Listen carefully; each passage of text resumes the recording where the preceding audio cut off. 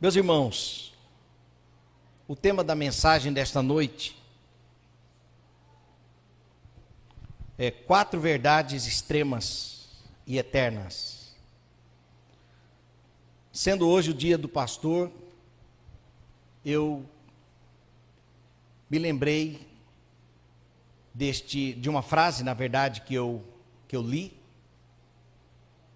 Essa frase, ela foi citada por A.W. Tozer, que inclusive neste mês de maio, agora que passou, no dia 12, completaram 60 anos da sua morte. Um grande teólogo que deixou uma marca incrível na história da teologia da igreja e que ecoa até os dias de hoje nos púlpitos em todo o mundo. E os pontos dessa mensagem veio a partir dessa frase, e aí então nós vamos pregar a partir desses temas. Gostaria que a igreja abrisse a Bíblia em 2 Timóteo, no capítulo 4, versículos de 1 a 4. 2 Timóteo 4, de 1 a 4. A minha folha da Bíblia estava por um fio, agora saiu de vez. Vamos lá. Aliás, essa Bíblia aqui é a minha Bíblia da ordenação pastoral, 15 anos.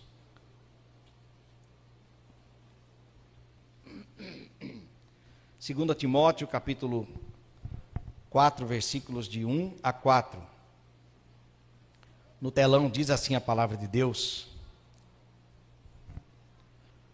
na presença de Deus e de Cristo Jesus, que há de julgar os vivos e os mortos, por sua manifestação e por seu reino, eu, apóstolo Paulo, o exorto solenemente, exortando Timóteo: pregue a palavra, esteja preparado a tempo e fora de tempo, repreenda, corrija, exorte com toda a paciência e doutrina.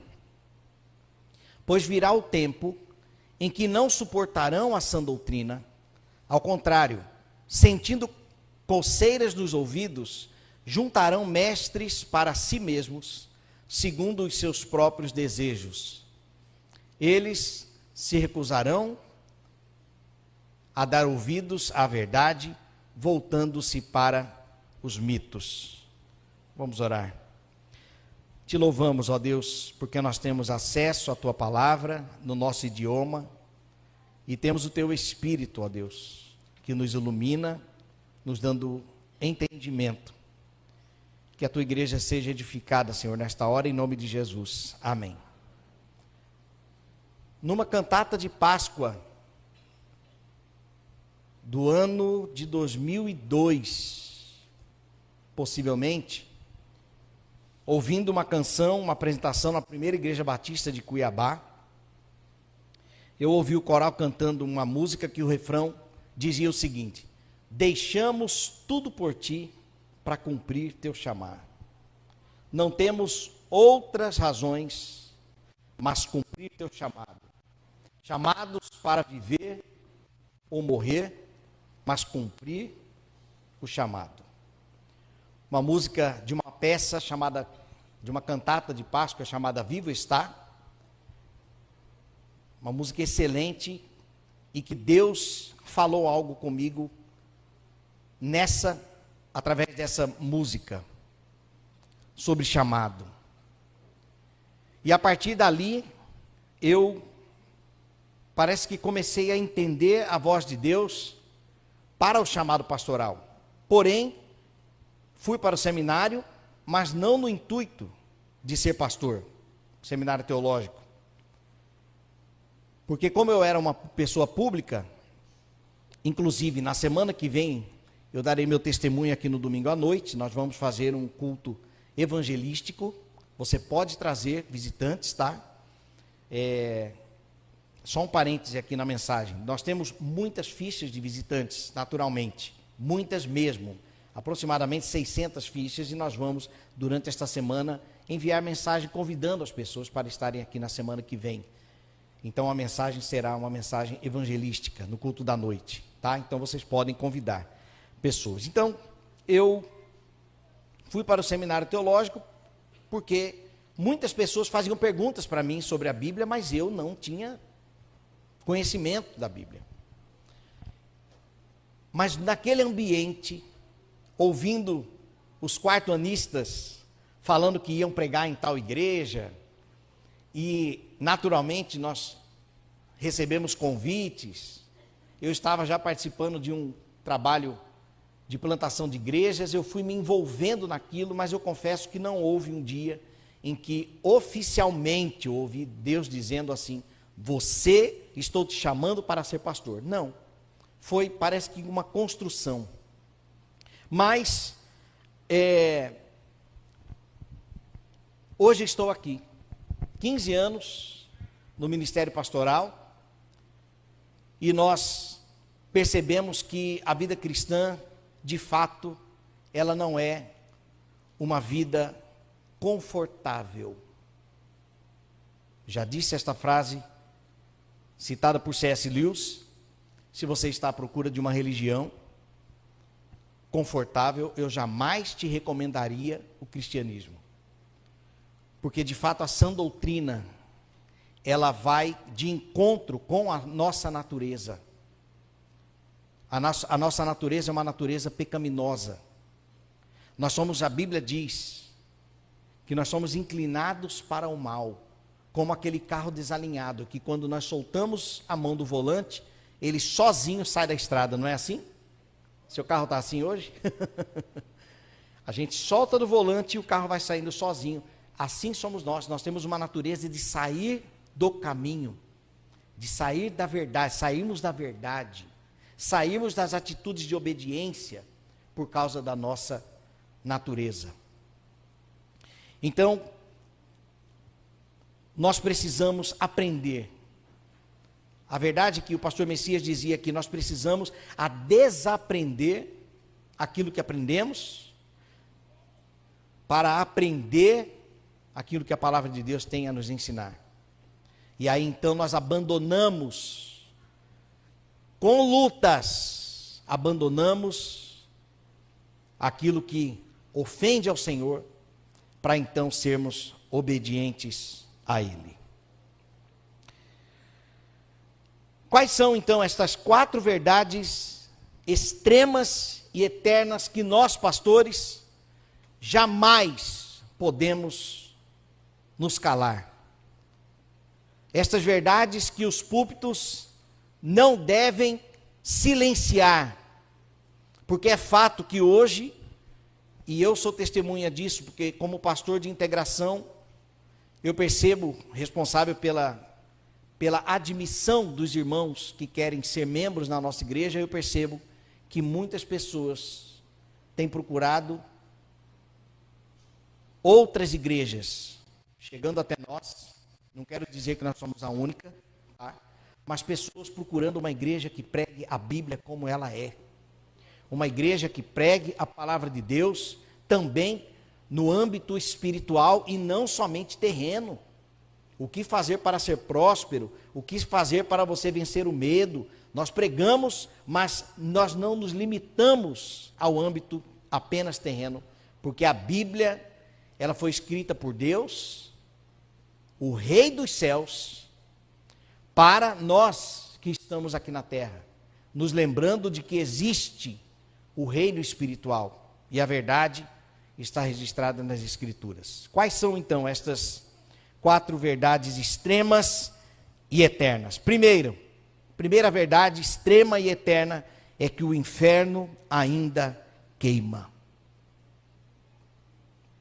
É raro nós ouvirmos sobre o inferno. Inclusive, num domingo pela manhã, nós podemos, eu digo domingo pela manhã porque costumeiramente nós utilizamos o culto dominical, né, a parte da manhã matutino, para a pregação, dando ênfase na doutrina. Então nós podemos falar sobre o inferno.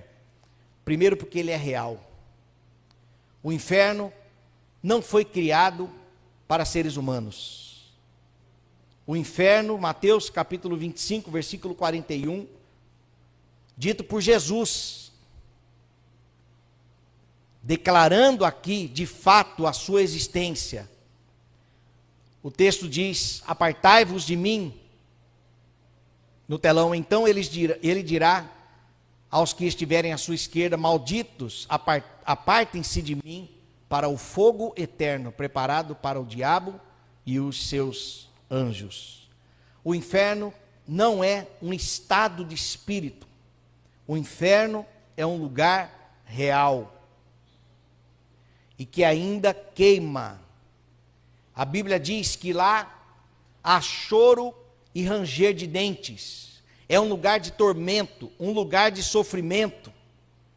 Jesus, quando conta a história do rico e do mendigo, ali ele mostra claramente que o inferno é um lugar de tormento, onde aquele rico que foi para lá, ele então pede para que alguém pudesse, do lado de lá, ou seja, do céu, alguém daí, pudesse ir lá na casa do meu pai, para poder exortar, ou então orientar a minha família, para não vir para este lugar de tormento. Ele pede que alguém molhe a ponta do dedo para encostar na língua dele, porque o inferno é real, e o inferno ainda queima. Quem contou essa história foi Jesus. Alguns comentaristas afirmam que não se trata de parábolas porque tem nome de pessoas e tem toda a característica de ser de fato uma história, e nós podemos lembrar que Jesus Cristo, por ser eterno, ele pode ter contemplado sim esta cena.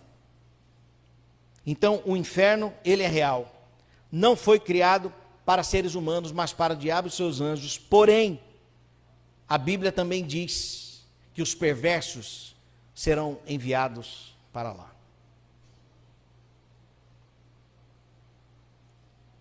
O lugar de tormento, outros nomes também dado ao inferno: castigo eterno, chamas eternas, fogo devorador, fogo e enxofre, fogo inextinguível, fornalha acesa.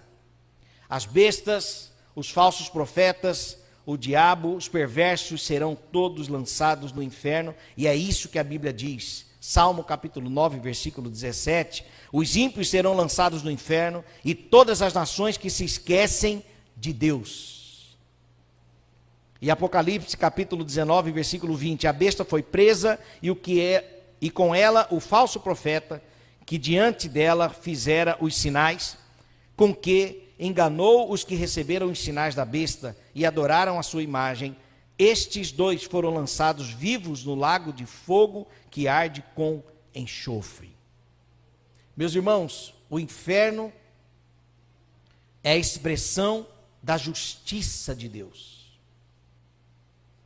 Deus, muitos dizem, mas Deus é amor, Deus é bom, jamais enviaria alguém para lá.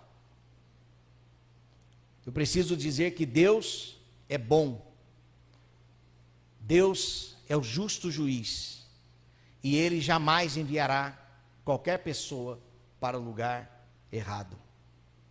Então, a primeira verdade extrema e eterna é que o inferno ainda queima. Mas a boa notícia é que Deus abriu um novo caminho para a nossa salvação.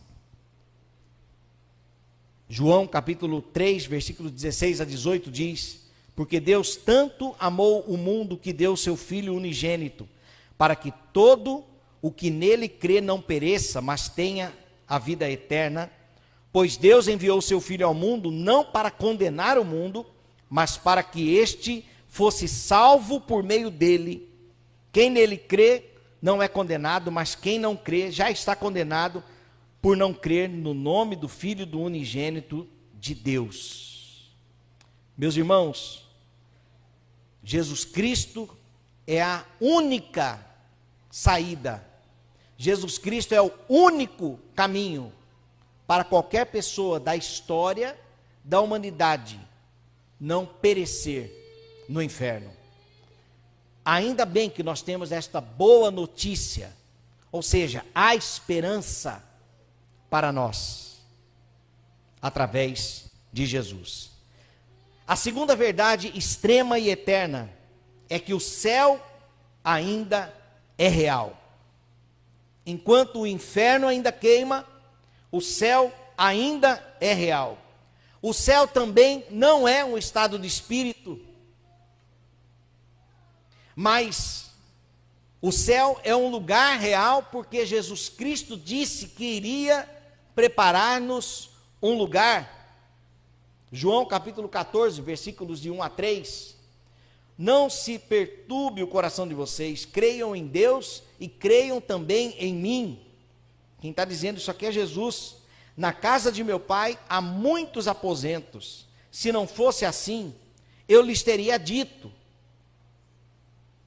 vou preparar-lhes lugar. E se eu for e lhes preparar lugar, voltarei e os levarei para mim, para que vocês estejam onde eu estiver. Meus irmãos, Deus está interessado que nós vivamos eternamente com Ele no céu. Amém? Deus está interessado nisso. Deus está interessado no seu filho, que talvez não está mais nos caminhos do Senhor, ou ainda não se converteu, seus irmãos, seus pais. O mais interessado em ter-nos com Ele é Cristo, é o próprio Senhor. Ele foi preparar lugar para nós, para vivermos com Ele para sempre. Deus é o Criador dos céus. No princípio criou Deus os céus e a terra. Agora, Cristo é o único mediador. Jesus é o único caminho para chegarmos até o céu. João capítulo 14, versículo 6, ele disse: eu sou o caminho, a verdade e a vida, e ninguém vem ao Pai a não ser por mim. Esse Pai aqui é Deus Pai. De Mateus capítulo 6, Pai nosso que estais nos céus. Então Jesus é aquele que nos dá o acesso, livre acesso a Deus. E por que só Jesus? Porque nós fomos criados em Deus, mas desobedecemos ao Senhor. E nessa desobediência fomos desconectados dele.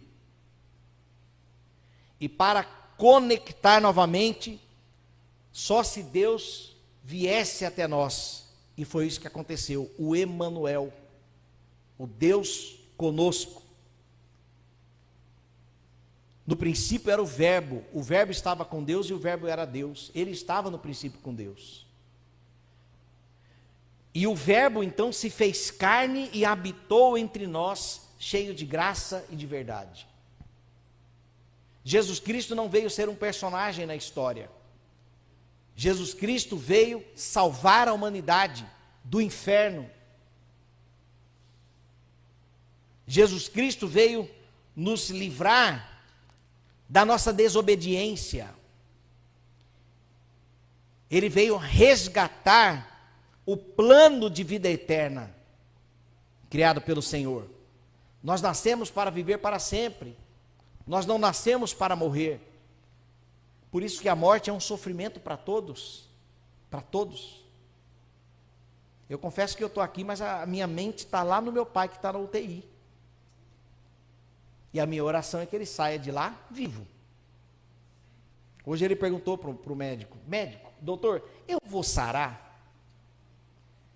Ele falou assim: estamos aguardando todos os exames para saber o que é que nós vamos fazer. Mas Jesus Cristo é a esperança. Aquele que crê em mim, ainda que morra, viverá. Então, há um lugar reservado. E esse lugar pode ser seu também. E para nós tomarmos posse desse lugar, nós precisamos reconhecer que Jesus Cristo é o único e suficiente Salvador.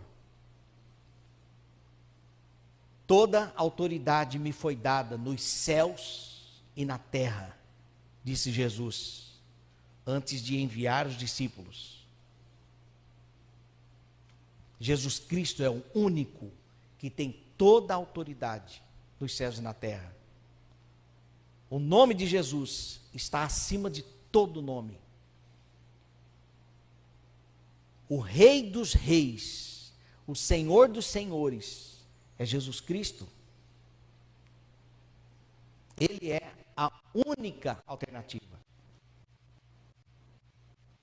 Esta é a segunda extrema verdade e eterna. A boa notícia é que as portas dos céus ainda estão abertas. Provérbios capítulo 8, versículo 17. Eu amo os que me amam, e os que cedo me buscarem, me acharão. A Bíblia diz que haverá o dia em que pessoas tentarão buscar ao Senhor e não encontrarão. Deus, ele é onisciente, onipotente, onipresente, e é por isso que, por enquanto, nós podemos clamar ao Senhor e Ele ouve a nossa voz. Nós podemos orar e Ele ouve as nossas orações. Responde conforme a sua vontade.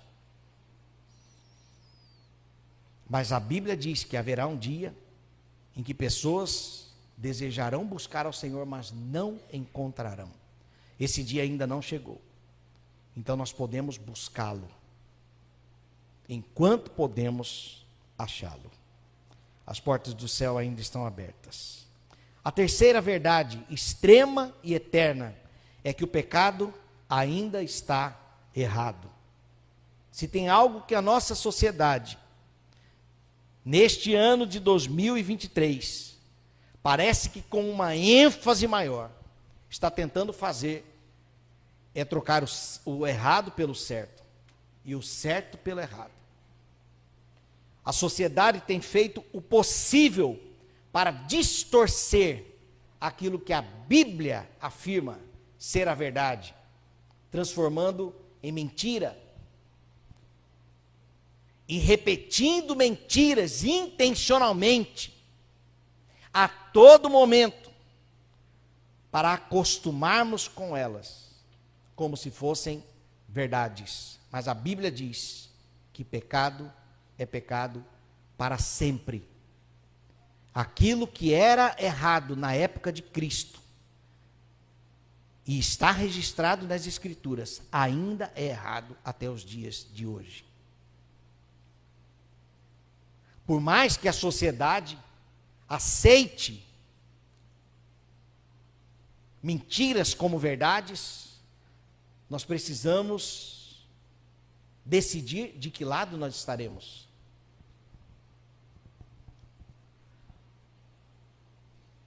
Pecado é qualquer ato, seja pensado ou manifestado, fruto da nossa natureza que vai de encontro a quem Deus é.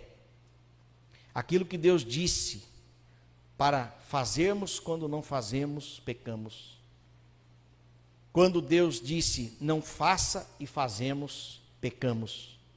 Pecado são as escamas dos nossos olhos que comprometem o nosso entendimento daquilo que agrada ao Senhor e desagrada. Pecado é a nossa natureza que nos faz desobedecer com tanta facilidade. Meus irmãos, eu confesso que quando eu sou tentado a duvidar de Deus, eu sou pastor, mas eu sou ser humano, carnal.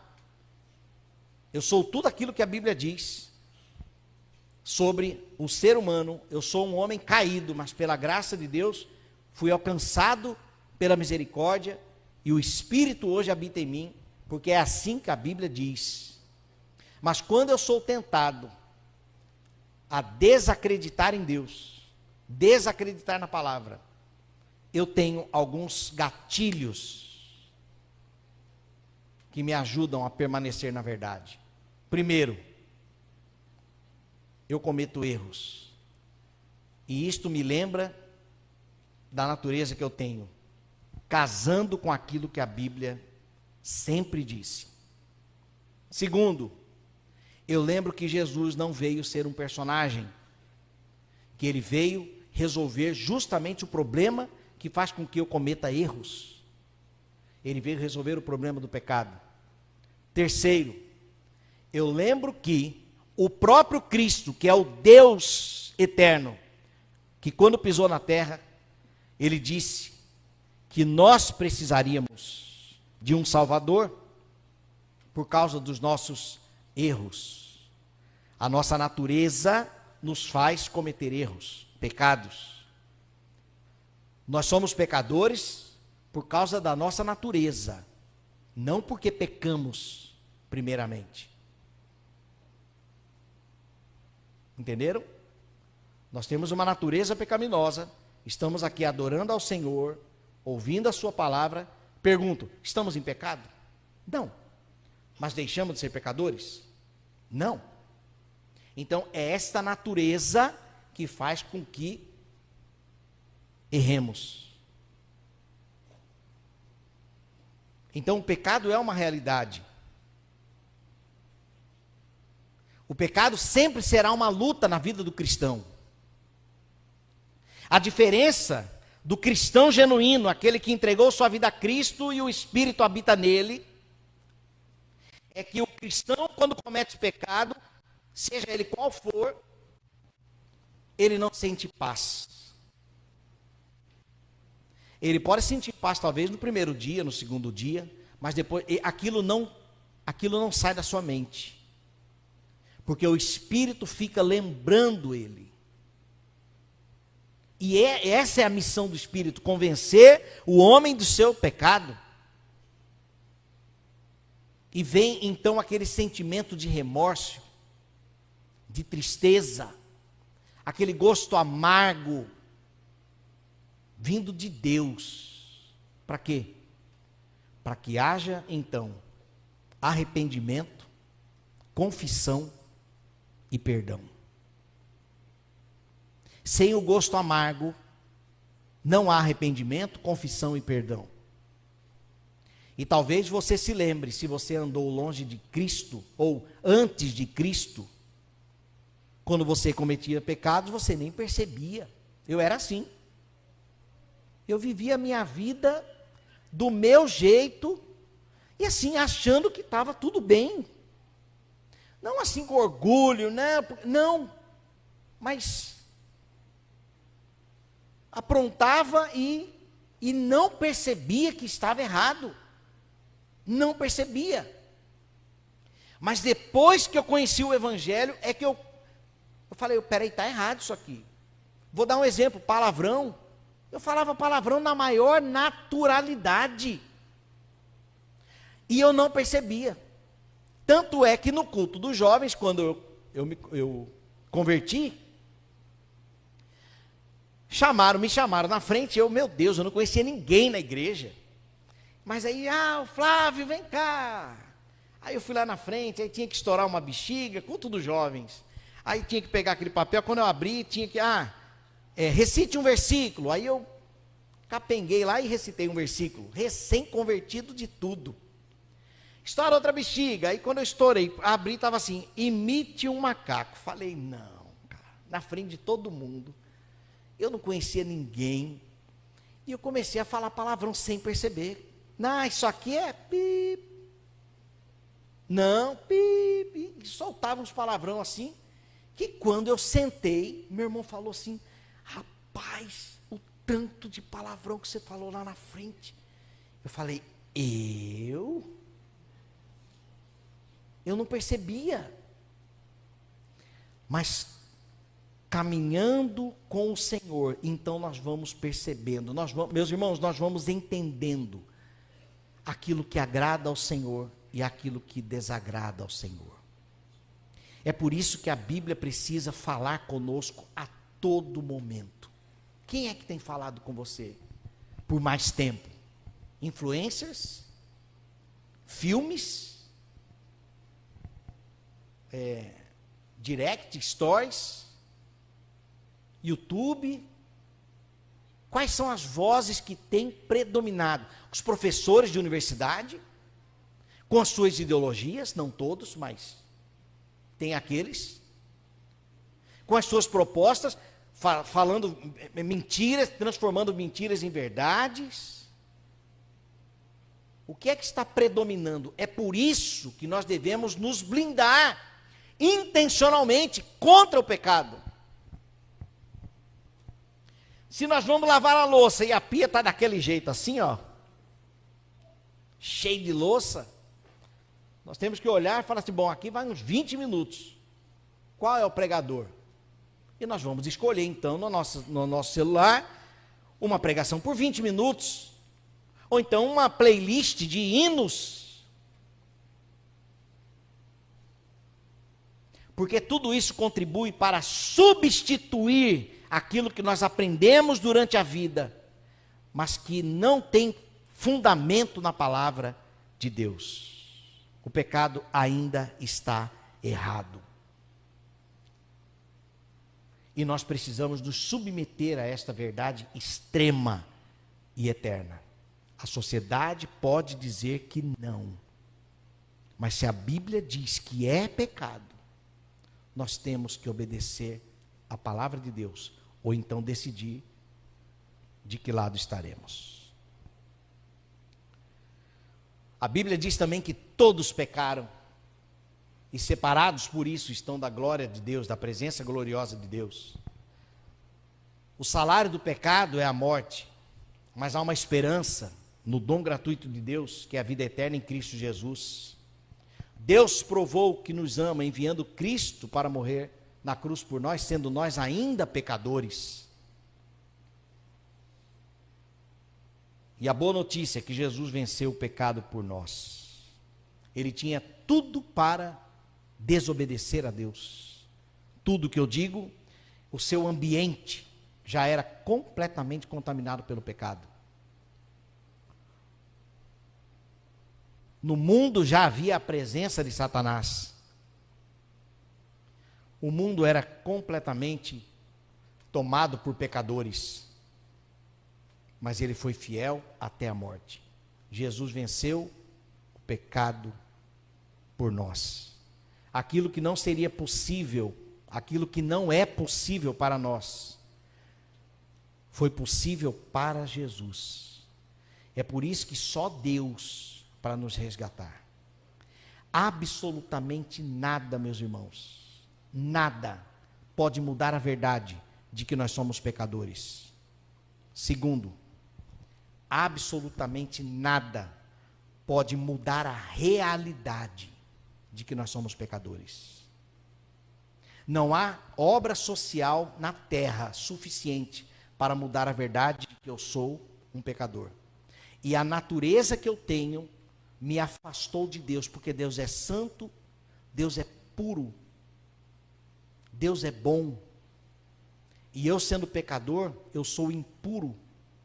Eu não sou santo e eu sou mau, por causa da minha natureza pecaminosa. Que comunhão há entre nós e Deus? Nenhuma comunhão. Porque Deus é bom. Deus é amor. Nós somos maus. Aquilo que passa pela nossa mente, ou aquilo que já passou pela nossa mente, aquilo que nós temos que às vezes fazer assim, sai daqui, eu não quero pensar nisso. Mas é por causa da nossa natureza inclinada para o mal. Então não há como ter comunhão com Deus pela sua santidade, pela sua bondade, pelo seu amor, pela sua pureza. Não tem como, é impossível nós nos aproximarmos dele. É como se tentássemos aproximar do sol.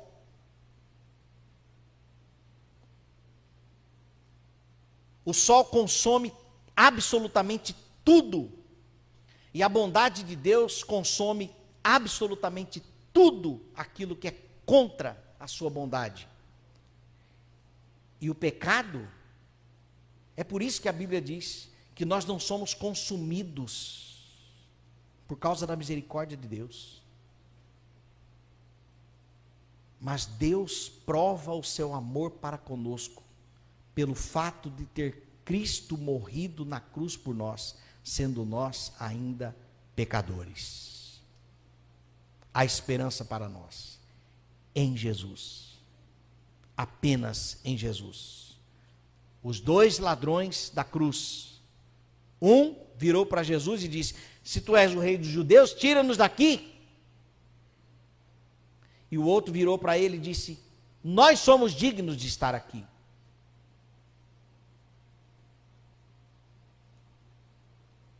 Senhor, lembra-te de mim quando entrares no paraíso. Esse reconhecimento de que ele era digno de morte, digno da perdição, e virou para o Messias e disse: lembra-te de mim quando entrares no paraíso, foi suficiente para Jesus dizer: ainda hoje nos encontraremos no paraíso. Ainda hoje nos encontraremos no paraíso. Porque não há nada que possamos fazer para Deus nos amar mais. Não há nada que possamos fazer para mudar a nossa realidade de que nós somos pecadores. Absolutamente nada. Mas em Cristo nós somos aceitos. Nos tornamos filhos de Deus quando cremos no nome de Jesus. E por fim, a Bíblia ainda é a palavra de Deus. Há aqueles que tentam dizer que Adão pode representar uma geração, a Eva uma nação. Há interpretações da Bíblia de forma equivocada. Há jeitinhos para uma nova interpretação da Bíblia, porque a sociedade mudou, então a Bíblia tem que mudar. A palavra de Deus, ela continua sendo eterna. Céus e terra passarão, mas a minha palavra jamais passará. A Bíblia é o registro da revelação de Deus, porque por nós mesmos nós não teríamos conhecimento sobre Deus, sobre seus planos, o plano de salvação. E ele se revela através da sua criação, através de Cristo, mas ele deixa registrado, ele inspira homens comuns, mediante o seu Espírito, para registrar o recado que ele tinha para deixar para nós. Deuteronômio 29 diz que as coisas encobertas pertencem a Deus, mas as coisas reveladas pertencem a nós. Nós não precisamos de nada além dos 66 livros da Bíblia, como revelação de Deus para a humanidade. Nós precisamos crer na palavra de Deus. A Bíblia é o livro mais odiado da história, mas ao mesmo tempo é o livro mais lido da história. São as cópias mais produzidas pelas editoras. É o único livro que tem poder para transformar vidas, não apenas mente, mas também o destino eterno daqueles que leem e mediante o Espírito passam a crer nela como a palavra de Deus. A Bíblia é a verdade atemporal do Senhor para toda a humanidade. Mas como eu posso descansar na verdade de que ela é a verdade? Jesus leu a Bíblia que nós lemos.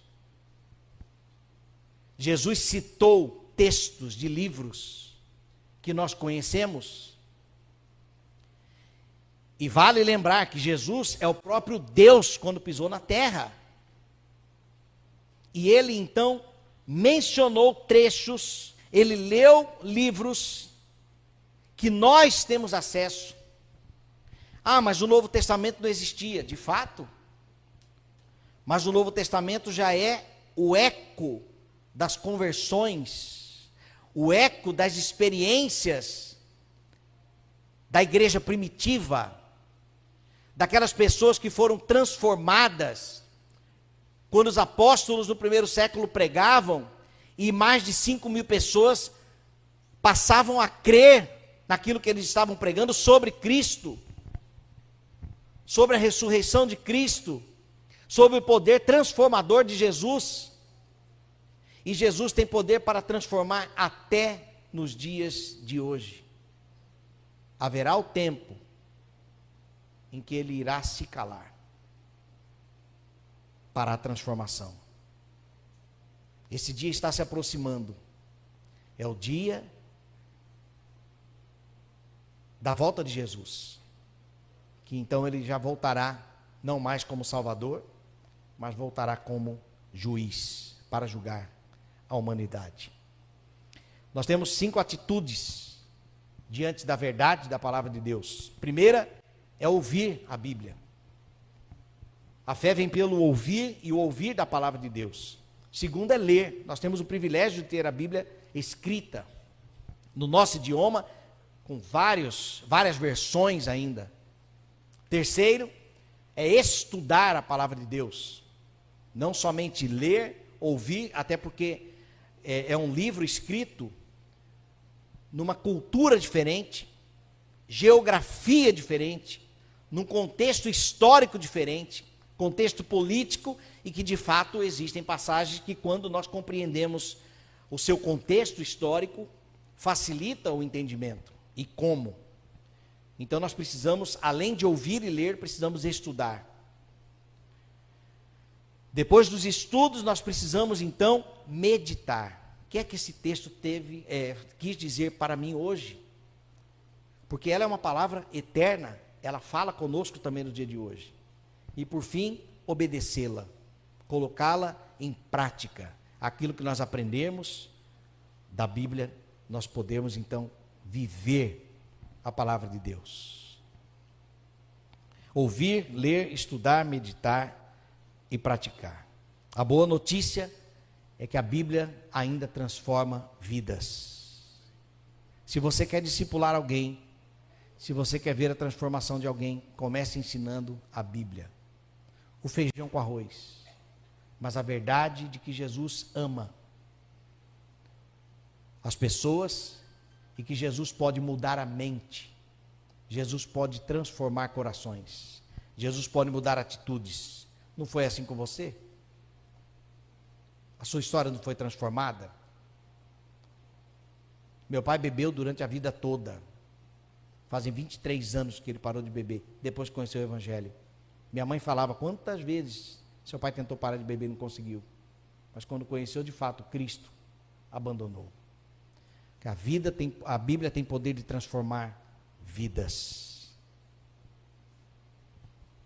Porque esse é o plano de Deus, nos trazer de volta para a vida, para o seu plano de vida eterna. Hebreus capítulo 4, versículo 12. Pois a palavra de Deus é viva e eficaz, e mais afiada do que qualquer espada de 2 gumes. Ela penetra ao ponto de dividir alma e espírito, juntas e medulas, e julga os pensamentos e as intenções do coração. Simplesmente quando nós abrimos a Bíblia e lemos, ela então diz de fato quem somos nós. E o seu poder transformador então nos confronta.